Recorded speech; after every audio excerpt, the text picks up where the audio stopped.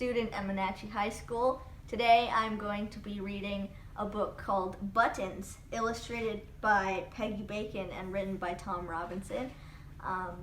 Let's get started. Okay. He was a cat. He was born in an alley.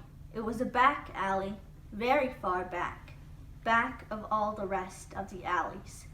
It was full of broken boxes and tin cans and old shoes and other old things. He was born in the back part of the back alley, in an ash can almost full of ashes. When he was 6 weeks old, he opened his eyes one morning and found that he was all alone. He was very hungry. He couldn't walk very well, but he could roll like anything. He rolled out of the ash can. He ate anything that he could chew, whether it was good for him or not. It made him strong.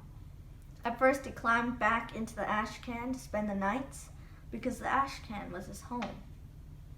When he grew bigger and stronger, he looked at his home and didn't care much about it, so he started up the alley.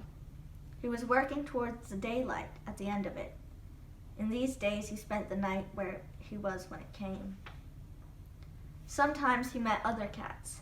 At first, these cats looked at him and let him alone because he didn't have anything they wanted. When he got farther up the alley, he began to find things the other cats wanted. They tried to take them away from him.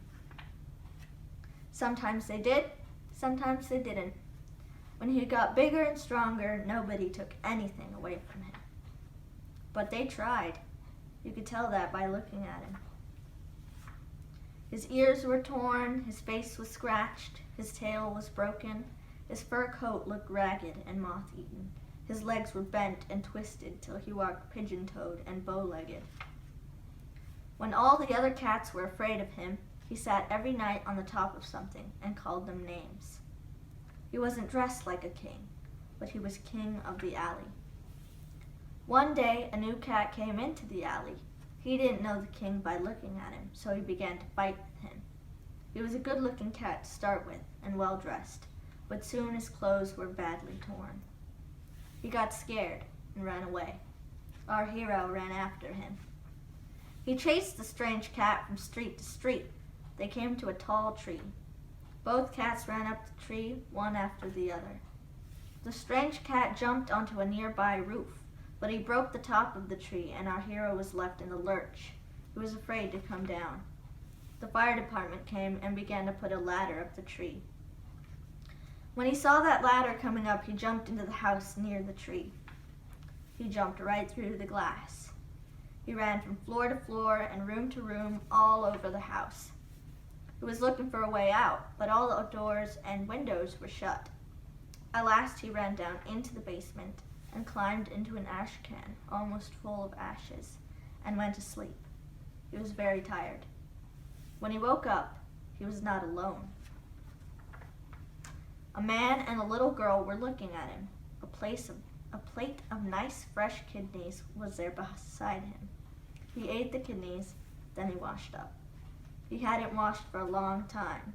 He kept an eye on the little girl. She said to the man, "His fur is all in pieces. He ought to have buttons to hold the pieces together." So they called him Buttons. Buttons tried to get away, but he couldn't. After a while, he didn't want to. He stopped scratching and began to purr. His ears grew out, his tail grew straight, and his legs grew straight. His fur got all soft and smooth. He forgot he was an alley cat. He began to look like a gentleman and act like a gentleman. By and by, he was a gentleman, and he lived happily ever after.